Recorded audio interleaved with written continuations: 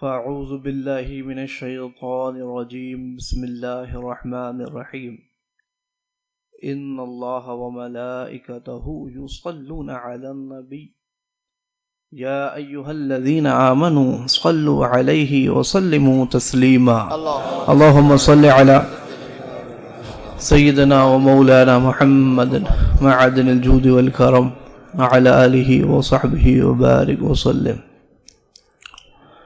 حاضرین محترم، کوئی تقریر کرنے کے لیے اور خطابت کے جواہر دکھانے کے لیے یہ مائک میرے سامنے نہیں لگایا گیا ہے، بلکہ اس مائک کو میرے سامنے لگانے کا مقصد یہ ہے کہ عاشقان اعلیٰ حضرت سے کچھ دیر ملاقات اسی بہانے ہو جائے اور کچھ ان سے مخاطبہ ہو جائے، اور کچھ میں اپنے تاثرات اس ادارے کے تعلق سے اور اس ادارے کے بانی کے تعلق سے آپ حضرات کے گوش گزار کر دوں۔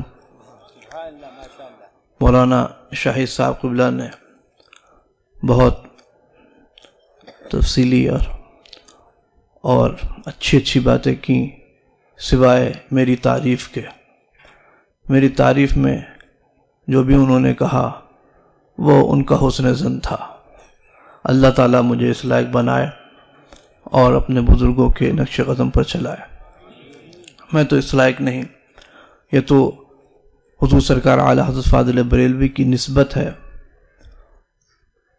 اور اس نسبت کی بدولت یہ بڑے بڑے علماء کرام، معمر علماء کرام، مفتیان نظام مجھ سے محبت کرتے ہیں اور ادب و احترام فرماتے ہیں۔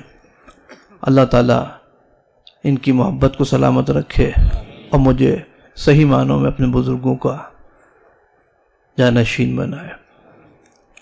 اور ہم تو سنی ہیں، سنی تو نسبتوں کی قدر کرتا ہے، اور ہم تو سنی ہیں، ہم تو لوکی کو بھی شریف اس لیے کہہ دیتے ہیں، اور کہتے ہیں کہ کہیں روایت میں آیا ہے کہ حضور نبی کریم علیہ الصلوۃ والتسلیم کو لوکی شریف پسند تھی، تو ہم سنی نسبتوں کی قدر کرتے ہیں۔ اللہ تعالیٰ اس نسبتوں کی محبت قدر کرنے کی ہمیں مزید توفیق عطا فرمایا۔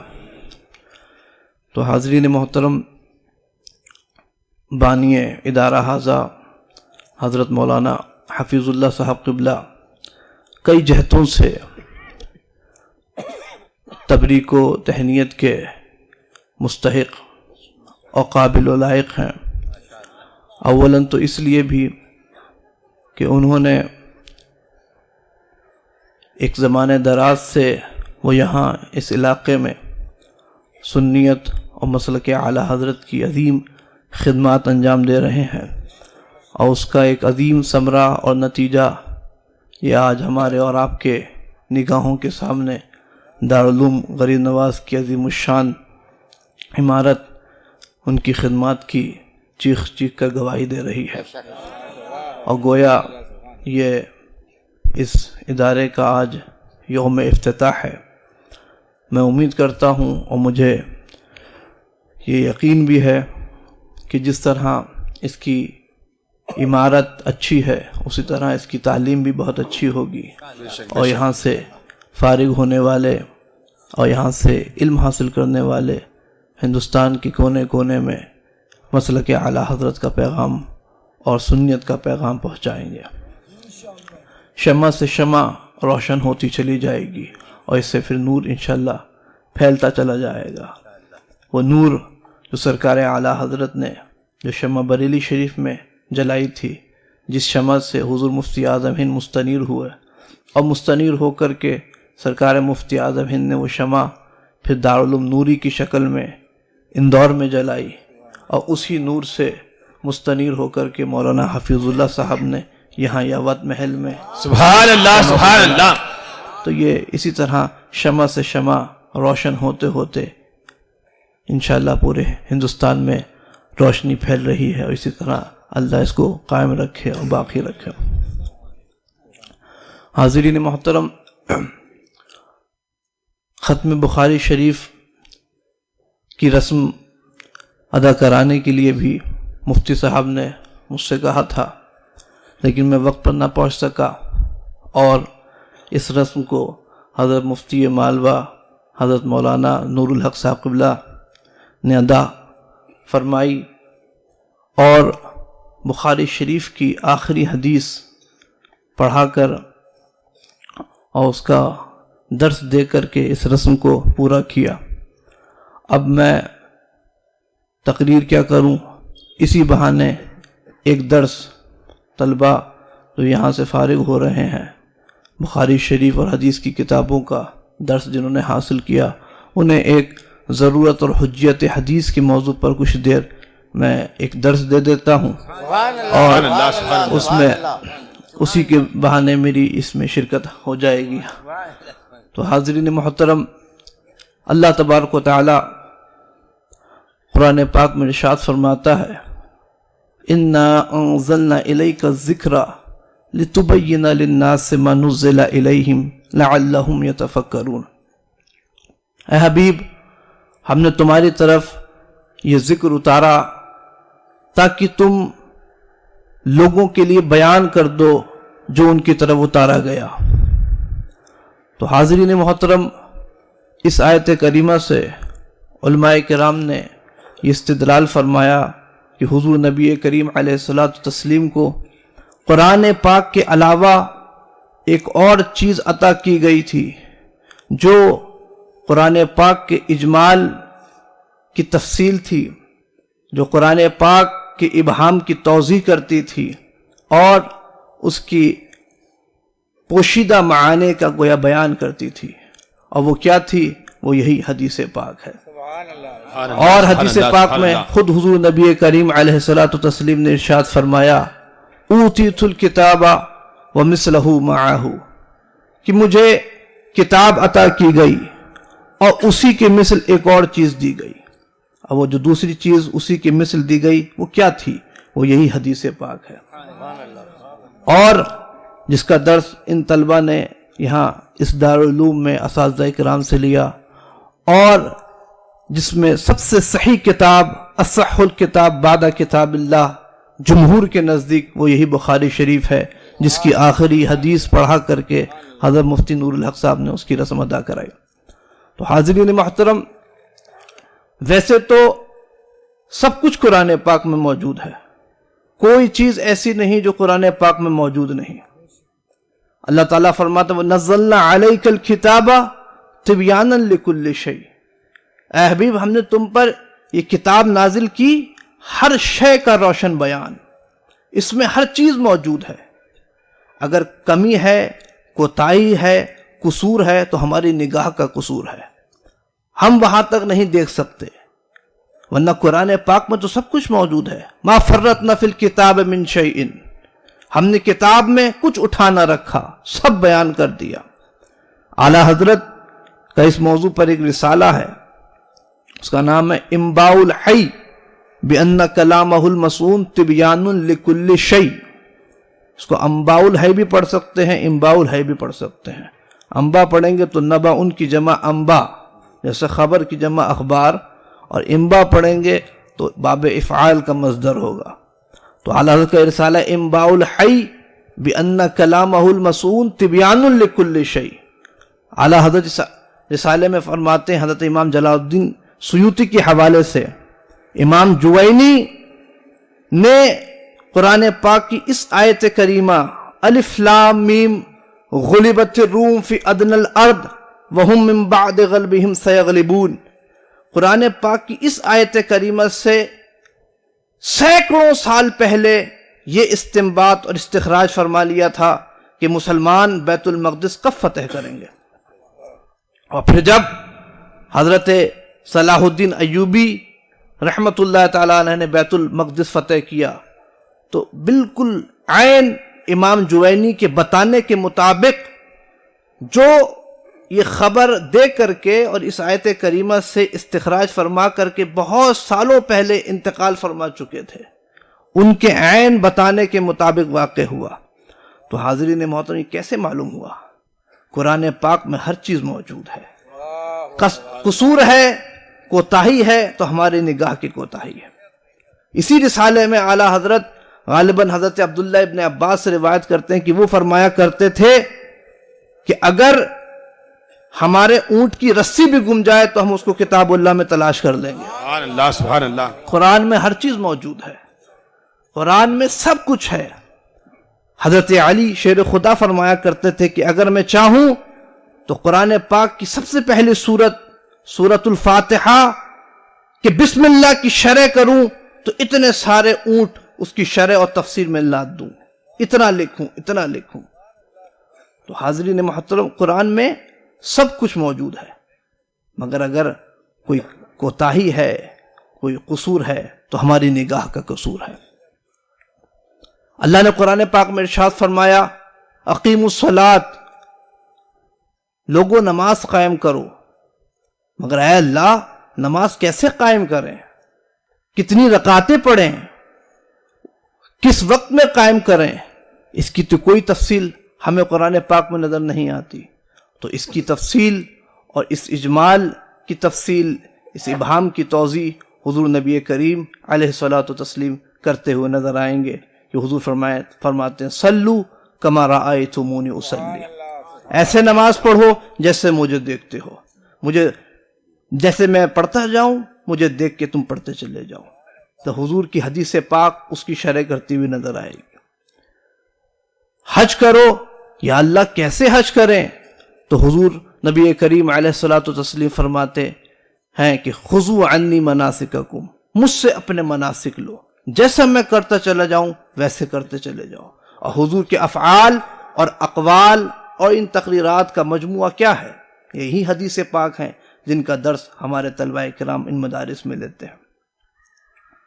تو حاضرین محترم، قرآن میں اللہ نے فرمایا السارق والسارقۃ فاقطعوا ایدیہما، کہ چور اور چورنی ان کے ہاتھ کاٹ دو۔ مگر ہاتھ تو یہاں سے لے کر یہاں تک اس پورے کو ہاتھ کہا جاتا ہے۔ رزق، یہ جو یہاں تک حصہ ہے اس کو رزق کہتے ہیں، اس کو بھی ہاتھ کہتے ہیں، اور یہاں تک بھی ہاتھ کہلاتا ہے۔ تو یہاں سے کاٹو کہ یہاں تک کاٹو، اس کا تو کوئی ذکر قرآن پاک میں ہمیں نہیں ملتا۔ اور کتنی مقدار کی چیز چراؤ تو اس پر ہاتھ کاٹا جائے گا، اس کا کوئی ذکر ہمیں قرآن پاک میں نہیں ملتا۔ تو حضور نبی کریم علیہ الصلاۃ والتسلیم کی حدیث پاک آئے گی، اور حدیث پاک اس اجمال کی تفصیل کی کرے گی کہ ہاتھ اگر کوئی چوری کرے گا تو یہاں سے کاٹا جائے گا۔ اور جب مجن ڈھال کے قیمت کی مقدار کے برابر اگر کوئی شخص چوری کرتا ہے، جس کو علماء فقہا نے 10 درہم سے مقید کیا، تب ہاتھ کاٹا جائے گا۔ یہ ساری تفصیل اور یہ ساری توضیح یہ کون کرتا ہے؟ یہ حدیث پاک کرتی ہے۔ تو حاضرین محترم، آج ہمارے زمانے میں بھی منکرین حدیث پیدا ہوئے۔ یہ آپ کا سر سید احمد خان یہ کیا کرتا تھا؟ یہ حدیثوں کا اس طور پر انکار کہ بھائی سائنس کو مانو، اور جو بات قرآن کی اور خاص طور سے خبر احاد اگر سائنس سے ٹکرائے تو اس کو چھوڑ دو اور سائنس کو مانو۔ تو حاضر محترم، یہ تو ایمان قرآن پر اور حدیث پر ایمان لانا نہیں ہوا، یہ تو سائنس پر ایمان لانا ہوا۔ اس کی بھی حضور نبی کریم علیہ الصلاۃ والتسلیم نے بہت پہلے ہی خبر دیتی تھی۔ حضور نے فرمایا تھا کہ عنقریب کچھ لوگ ایسے بھی پیدا ہوں گے جو کہیں گے کہ ہمارے اور تمہارے درمیان کتاب اللہ ہے۔ یوشک رجل متکئا علی اریکتہ یقول بیننا وبینکم کتاب اللہ فما وجدنا فیہ من حلال استحللناہ وما وجدنا فیہ من حرام حرمناہ الا انما حرم رسول اللہ صلی اللہ تعالی علیہ وسلم مثل ما حرم اللہ۔ حضور نے فرمایا عنقریب کچھ لوگ ایسے بھی پیدا ہوں گے جو اپنے بڑے بڑے صوفوں پر ٹیک لگا کر کے بیٹھے ہوں گے اور کہیں گے کہ ہمارے اور تمہارے درمیان صرف کتاب اللہ ہے، ہم اس میں جو چیز حلال پائیں گے اسی کو حلال جانیں گے، اور جس چیز کو حرام پائیں گے اسی کو حرام کہیں گے۔ حضور نے فرمایا خبردار، ہوشیار، کہ میں جس چیز کو حرام کروں اور حرام کہوں وہ ایسا ہی ہے جیسے کہ اللہ نے حرام کیا۔ بے شک اس حدیث پاک سے معلوم چلتا ہے کہ حضور نبی کریم علیہ الصلوۃ والسلام شارع ہیں، حضور جو فرما دیں وہ شریعت ہو جائے، اور جس کے لیے فرما دیں وہ اور لوگوں کے لیے حرام ہو اس کے لیے حلال ہو جائے، اور دوسرے لوگوں کے لیے کوئی چیز حلال ہو اور حضور فرما دیں کہ تیرے لیے حرام ہے تو وہ اس کے لیے حرام ہو جائے۔ حدیث پاک میں آتا ہے کہ ایک شخص حضور کی بارگاہ میں حاضر آئے، صحابی، اور کہا یا رسول اللہ صلی اللہ تعالی وسلم میں ہلاک ہو گیا۔ کہا کہ حالت روزہ میں نے اپنی اہلیہ سے قربت کر لی، تو حضور نے فرمایا کہ کیا غلام آزاد کر سکتا ہے؟ تو کہا یا رسول اللہ میں غلام آزاد نہیں کر سکتا۔ تو کہا کیا 60 روزے پے در پے رکھ سکتا ہے؟ تو کہا یا رسول اللہ وہ بھی نہیں رکھ سکتا۔ کیا 60 مسکینوں کو کھانا کھلا سکتا ہے؟ تو کہا یا رسول اللہ وہ بھی نہیں کر سکتا۔ تو اتنے میں وہاں بیٹھ گئے، اور اتنے میں کوئی شخص کھجورے لے کر کے حضور کی بارگاہ میں دوسرے شخص آئے، تو حضور نے فرمایا وہ شخص کہاں ہے؟ تو کہا یا رسول اللہ میں حاضر ہوں، لبیک یا رسول اللہ۔ کہا یہ لے کھجور اور مسکینوں کو فقراء میں تقسیم کر دے۔ وہ کہنے لگا یا رسول اللہ صلی اللہ تعالی وسلم پورے مدینہ میں مجھ سے بڑا محتاج کوئی ہے ہی نہیں۔ ذرا غور فرمایا آپ، فرمایا اس نے کہا کہ مجھ سے زیادہ محتاج پورے مدینہ میں کوئی ہے ہی نہیں۔ حضور نے فرمایا جا تو کھا لے اور اپنے اہل و عیال کو کھلا دے، تیری طرف سے اللہ تعالیٰ اس کفارے کو قبول فرما لے گا۔ سبحان اللہ سبحان اللہ۔ یہ حضور نبی کریم علیہ الصلوۃ والسلام کی شان ہے کہ حضور شارع ہیں، جس کے حق میں چاہیں جو چیز حرام کر دیں وہ اس کے لیے حرام ہو جائے، اور جس کے لیے چاہیں حلال کر دیں وہ اس کے لیے حلال ہو جائے۔ حضور سرکار اعلیٰ حضرت کا بھی اس موضوع پر ایک بڑا شاندار رسالہ ہے، کتاب ہے منیۃ اللبیب بأن التشریع بید الحبیب۔ یہ رسالہ گویا وہ اعلیٰ کا رسالہ الامن والعلا لنعت المصطفیٰ بدافع البلا، اس رسالے کا گویا ذیل اور اس کا تتمہ ہے یہ اعلیٰ حضرت کا رسالہ منیۃ اللبیب بأن التشریع بید الحبیب۔ اس میں اعلیٰ حضرت نے ان تمام خواص کا، حضور کی خاصیت کا ذکر فرمایا، اور امام جلال الدین سیوطی نے سے پہلے علامہ عبد الغنی نابلسی نے 5 واقعات ایسے ذکر فرمائے حدیثوں سے نکال کر کے، جس میں حضور نے کسی کے لیے کوئی چیز حرام فرما دی تو وہ اس کے لیے خاص تھی۔ تو علامہ جلال الدین سیوطی نے، عبد الغنی نابلسی نے 5 کا ذکر فرمایا، علامہ جلال الدین سیوطی نے اس میں 5 کا اضافہ کر کے اس کو 10 کر دیا، اعلیٰ حضرت نے اس میں 15 کا اور اضافہ فرما دیا۔ سبحان اللہ سبحان اللہ۔ تو آج تک 10 واقعات ذکر کرتے تھے، اعلیٰ حضرت نے اس میں 15 کا اور اضافہ فرمایا۔ تو حاضرین محترم، اور سرکار تاج الشریعہ کا بھی اس موضوع پر ایک رسالہ ہے، کا نام ہے سد المشارع فی الرد علی من یقول ان الدین یستغنی عن الشارع۔ یہ گویا اسی رسالے اعلیٰ حضرت کی اسی رسالے کا گویا تعریب ہے، اور اس میں کچھ اور اضافات ہیں۔ تو بہرحال حاضرین محترم، کوئی تقریر کرنا مقصود نہیں تھی، یہ طلباء کرام کو میں نے ضرورت و حجیت حدیث کے تعلق سے ایک مختصر سا درس ان علماء کرام کی موجودگی میں دے دیا۔ اللہ تعالیٰ انہیں حدیث پاک کے علوم سے بہرہ فرمائے، اور خوب دین کی خدمت کی توفیق عطا فرمائے، اور مولا تعالیٰ اس ادارے کو خوب ترقی عطا فرمائے، اور یہاں سے بڑے بڑے علماء، فضلاء اور مفتی اور محدث پیدا ہوتے رہیں۔ آمین برحمتک یا ارحم الراحمین، وما علینا الا